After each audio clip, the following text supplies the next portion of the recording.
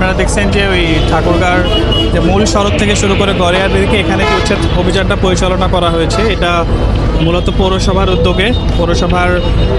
উদ্যোগে চিঠির প্রাপ্তিতে জেলা প্রশাসন থেকে আমাকে নির্বাহী ম্যাজিস্ট্রেট হিসাবে নিয়োগ দেওয়া হয়েছে এবং পৌরসভার উদ্যোগে বিগত বেশ কিছুদিন ধরে এখানে মাইকিং বা নোটিশ করা বলতে যেটা বোঝায় সেটা করা হয়েছে। এটা বারবার করা হয়েছে, বারবার ওদেরকে সতর্ক করার পরে আজকে এই উচ্ছেদ কার্যক্রমটা চালানো হচ্ছে। হ্যাঁ, এটি অব্যাহত থাকবে। আমাদের এখানে যতগুলো ঠাকুরগাঁ শহরে যেসব জায়গায় অবৈধ স্থাপনা, যেসব কারণে রাস্তা ব্লক হয়ে গিয়েছে এবং তীব্র যানজটের যে সৃষ্টি হয়েছে আমাদের শহরে, মূলত সেই যানজট মুক্ত করার লক্ষ্যেই এই উচ্ছেদ কার্যক্রমটি পরিচালিত হচ্ছে।